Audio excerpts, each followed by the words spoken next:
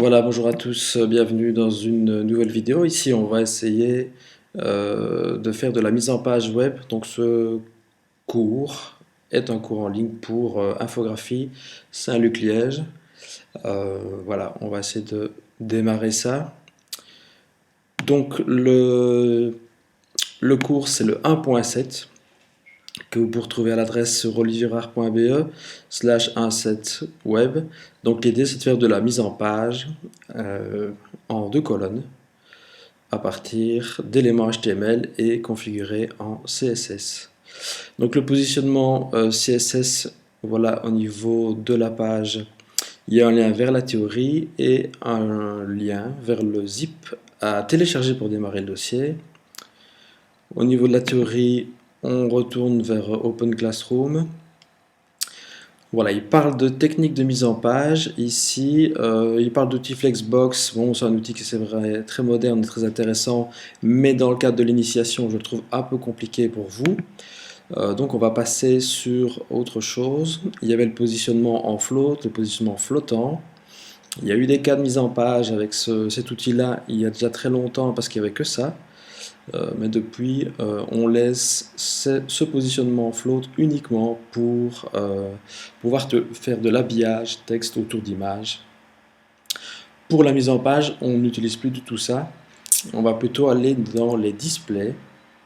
Et donc les displays, c'est ceci. Les displays, on va utiliser tout ce qui est positionnement inline block. Donc ça, voilà, vous avez la théorie là. Vous avez le site ici qui démarre et on a ici le GIF animé qui montre un peu l'évolution. Donc ça c'est pour le contact web. Au niveau du dossier, vous avez ceci. Et voilà. Et donc pour ça, on a quelque chose. Au niveau du design, voilà, vous avez ici un GIF animé qui reprend toute l'évolution de la construction de cet exercice. On démarre une page normale comme ici, on colorise basiquement, on met les dimensions, les largeurs, on met en page et on finalise. Donc ce GIF animé là, si vous voulez, vous avez plusieurs positions ici. Voilà, vous avez ici l'évolution au fur et à mesure, donc ça je vais vous montrer ça. Maintenant, au niveau instructions, elles sont assez basiques, c'est uniquement de largeur, la largeur de la div 700 pixels, bloc gauche 150, bloc droite 500 et la couleur du body c'est blue. Voilà. Alors, comment faire pour démarrer ça donc ça je n'ai pas besoin, je mets sur le côté. Comme d'habitude, donc ici il n'y a pas d'image, hein, c'est vraiment un exercice de positionnement simple. Après dans les autres exercices vous aurez des images dedans. Donc structure de base, on peut remplacer structure de base par nom, prénom, classe. Voilà. Et on va commencer par ouvrir cet index dans l'éditeur de votre choix. En principe, Sublime. On va commencer à créer dès le départ un fichier CSS. Donc je fais New File, je l'enregistre direct. Je l'appelle comme d'habitude style.css, mais il n'y a pas d'obligation. Moi je préfère le faire comme ça, j'évite d'avoir des problèmes. Je fais tout le temps la même chose, comme ça je suis sûr. Et alors on va tout de suite mettre le background color blue. Voilà. Je teste alors mon index. Et ça ne fonctionne pas. Alors, pourquoi est-ce que ça ne fonctionne pas? Eh bien, tout simplement parce que, comme d'habitude, la référence vers la feuille de style n'est pas juste. Ce n'est pas votre feuille de style .css, mais uniquement style.css, style avec un S. Attention, il faut être ultra précis. Voilà, on ne voit plus rien, c'est pas grave. Alors, ce qu'il faut faire dedans, enfin, si on ne voit rien, c'est pas grave. Je vais quand même pour le moment changer ça. Vous voyez quand même un peu le contenu. C'est important parce que je vais aller récupérer maintenant les textes. Voilà. Donc les textes ici, j'ai ceci, un titre, un petit lien et des blocs texte. Donc ça, c'est ici donc ça se met. Voilà, mon titre. Je sais déjà bien que ce sera. Oups. J'ai fait une erreur. Bon. Alors comme ça, c'est pas très grave.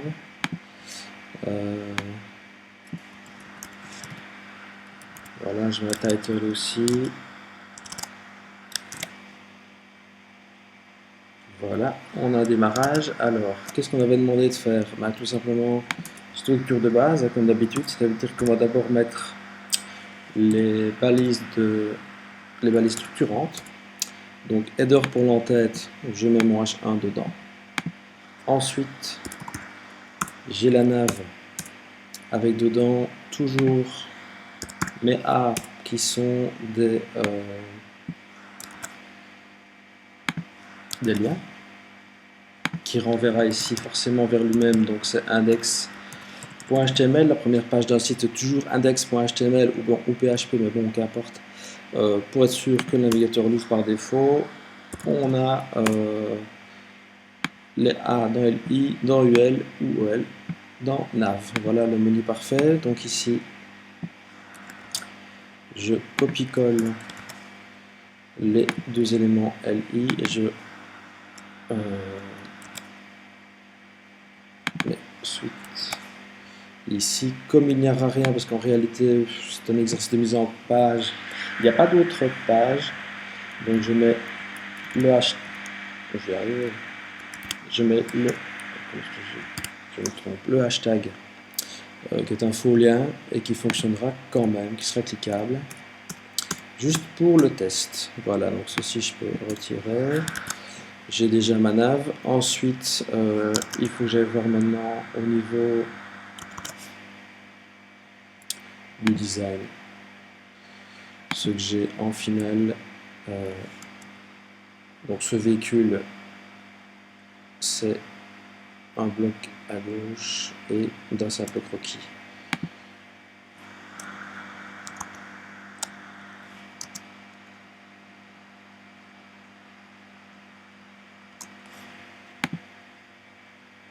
En fait, il y a une petite erreur, c'est comme ceci. Donc l'élément ici, le bloc à gauche, ce sera aside. Aside veut dire complémentaire. Moins important, le plus important, ce sera section. Et on peut prendre tout au niveau mise en page. Voilà, on a juste ici, vous voyez en bas, le copyright. Donc le copyright, lui, il sera dans footer, en toute section, parce qu'on voit qu'il est en dessous. Donc voilà, je fais pomme X, pomme V, je l'ai ici pour la suite. Alors le tout doit tenir dans une boîte principale, qui, je rappelle, est une division. Voilà, je l'ouvre et je la ferme en bas. Alors moi de base, et faites-le aussi, je ne l'appelle plus div tout court parce que les divs, de toute façon, on pourra en créer plusieurs. Donc pour être sûr, je le mets une classe. Et je l'appelle par exemple général ou principal, peu importe. Voilà. Donc ça permettra de bien différencier les éléments. Donc maintenant, je vais refaire, comme d'habitude, ma découpe tranche napolitaine pour avoir mes horribles couleurs, mais qui me permettront de bien voir mes éléments. Voilà, général. Ensuite, j'aurai header. J'ai la nav. J'ai section. On va plutôt mettre aside si on veut garder l'ordre de création. Voilà, section. J'ai le footer. Et puis c'est en trop. Alors général, on mettra du blanc. Header.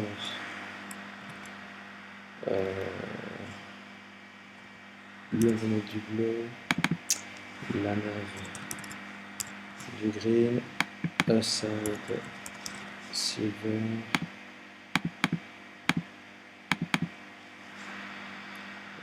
section du rose et footer de l'orange. Alors, est-ce qu'on a une réaction? Voilà, on a une réaction visuelle au niveau de la mise en page. Alors, toujours utile, comme précédemment, mon petit reset CSS. Donc, le reset CSS, ça va être tout ce qui est body, UL, bloc quote, H1, H2, H3. Et c'est déjà pas mal. Donc à quoi sert ce reset CSS? C'est pour remettre tous les comportements par défaut qui nous embêtent souvent dans les mises en page à 0. Donc margin, marge extérieure, padding, marge intérieure au bloc, tout à 0. Voilà, j'ai un truc qui colle bien. Voilà, donc la 9, je vais remettre plutôt en blanc aussi pour qu'on la voit un peu mieux. Voilà. Ok, alors maintenant on va commencer à construire au niveau des largeurs. Donc au niveau des propositions, pour opposition on avait une largeur de la tige principale à 700. Et étant donné que le bloc de gauche est additionnel à celui de droite ne doit pas dépasser, donc vous voyez qu'on a 150 pour le bloc de gauche qui sera side et 500 pour le bloc de droite qui sera section. Ça fera 650, donc on a un peu de marge pour arriver à 700. Ok, donc pour ça, je vais mettre mes éléments ici. Donc je mets une largeur sur la diff générale. Donc j'ai dit 700 pixels. J'enregistre, je retourne sur ma page, je fais pomme R pour refresh. Je vois que mon bloc change directement. Ensuite, qu'est-ce que j'avais? J'avais aside, une largeur. Pour rappel, c'était 150 pixels. Et section, largeur, on était à combien? 500. Section, c'est donc le bloc principal, hein, le bloc le plus important au niveau du contenu. Donc voilà nos différentes tranches. Ok. Maintenant, comment faire pour que cette partie rose qui est en bas se mette ici dans la zone? Eh bien, si vous avez déjà joué à Tetris, vous voyez qu'il suffit d'aller un peu à droite et que vous avez la place pour monter. Mais le bloc aside ici en gris, même si on pousse le bloc section rose ici vers la droite, il ne laissera pas passer tout simplement parce qu'ici, même l'espace blanc, ça lui appartient, c'est comme un terrain vide, mais personne ne peut passer dessus. C'est la définition de son statut en tant que bloc. Pour que l'un puisse laisser passer l'autre, il nous faut changer ce display bloc qui est par défaut pour tous les blocs. C'est-à-dire, même si on est réduit, on ne laisse pas passer l'autre. On va changer ça en display inline block. Donc, pour vous montrer l'élément, il faut savoir que par défaut, en gros, on a ceci. On a aside dans la section en display. Bloc. Voilà, par défaut. Donc si je rafraîchis, forcément, ça ne change rien. Si maintenant je change bloc en inline block, on va lui ordonner en fait, on va lui demander de garder ses caractéristiques de bloc, à savoir la possibilité de mettre des marges, des contours, etc., des paddings. Mais on va lui demander, on va le forcer, on va le mettre en ligne, donc tu te mets en ligne. Et comme ça, on pourra laisser passer les deux éléments, puisqu'ils seront tous les deux en bloc, mais en ligne. Alors si on veut que le rose et le gris, donc le gris étant aside et le rose section, s'alignent par le dessus, on a une commande qui s'appellera vertical align, qu'on va taper en top pour les deux, histoire d'avoir quelque chose, parce que sinon par défaut en fait il s'aligne sur le bas, il s'aligne sur la base. Donc ici on a quelque chose de plus juste. Voilà. Ensuite, on pourra toujours travailler Navel I comme d'hab. En display ici c'est inline. Pourquoi inline? Parce que c'est pas des blocs en réalité, mais c'est le même principe. Voilà. Qu'est-ce qu'on peut faire d'autre? On a peut-être une petite marge de gauche sur général. Ça va vous chipoter, hein. Je fais un petit peu au pif juste pour vous montrer. 100 pixels de gauche sur général. Voilà, il pousse un peu. Parce que c'est pas, il n'est pas centré cette fois-ci en fait. On margine top. On mettrait la même chose. Voilà en gros. Oh, c'est peut-être beaucoup. Voilà. Comment on fait pour la suite de la construction? Eh bien, par exemple, si on veut travailler sur la nave, on mettra aussi des borders, border top, 2 pixels, solide, black. Voilà. On fera pareil pour celui du bas.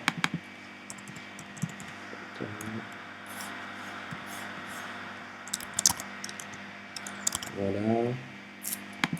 On mettra des margins bottom 20 pixels. En pareil pour header, on va lui demander de pousser aussi la nave. En plus, je fais un peu au pif, hein. Et on mettra un petit padding sur la nave, histoire que ça respire. Voilà,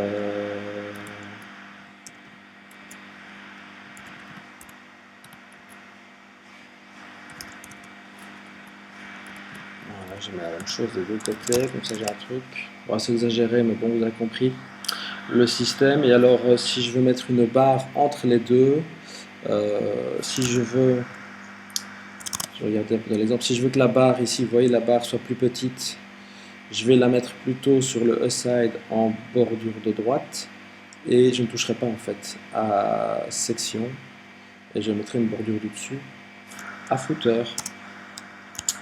Donc ici, j'ai dit quoi? E-side, bordure de droite, donc border right. C'est un peu plus léger, 1 pixel, solide, black. Et là, vous voyez qu'il va prendre la dimension de E-side. Et alors, bon, forcément, ça a l'air d'être un peu plus petit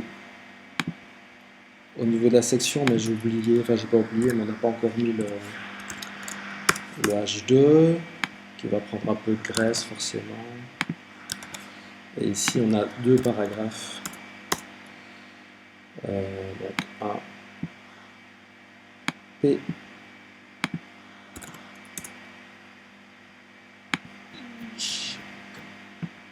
et 2 P.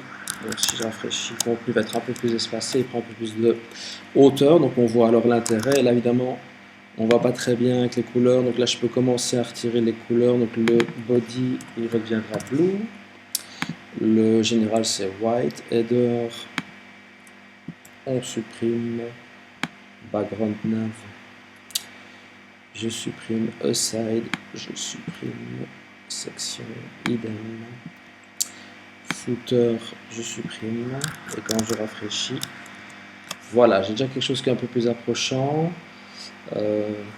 Pour mettre un peu d'espace, je peux pousser section à partir de aside, donc ça ce sera une marge de droite, margin right 10 pixels. Voilà. Pour pouvoir le tester un peu mieux, j'ouvre mon Chrome, hein, c'est un peu pratique, Chrome, afficher, option développeur, examiner, outil de développement, pardon. Voilà, ça devrait s'ouvrir. Mon ordinateur rame un tout petit peu. Voilà, et donc quand je vais sélectionner Aside, j'ai accès à Margin Right, je me mets dans les 10 pixels et avec mes touches, mes flèches en haut, en bas, à gauche, droite, ça, donc je fais touche en haut et vous voyez qu'il augmente le Margin Right, on passe à 14, 15 et je vais aller jusqu'à ce que ça m'arrange ou jusqu'à ce qu'il saute parce que quand il y a trop au niveau de l'addition, eh bien ça risque de sauter. Voilà, ça a sauté, donc je vais redescendre un peu et je vais mettre, allez, je vois que 30 pixels c'est pas mal, donc je retourne, je mets 30, je corrige, je rafraîchis et j'ai quelque chose qui est pas mal pour un début. On pourra encore mettre une margin, pardon, un border top sur le footer. Voilà un peu le départ. Ok, donc voilà le démarrage pour faire un site en position simple HTML CSS à partir de la commande display inline block. Et donc voilà, c'est à vous de jouer.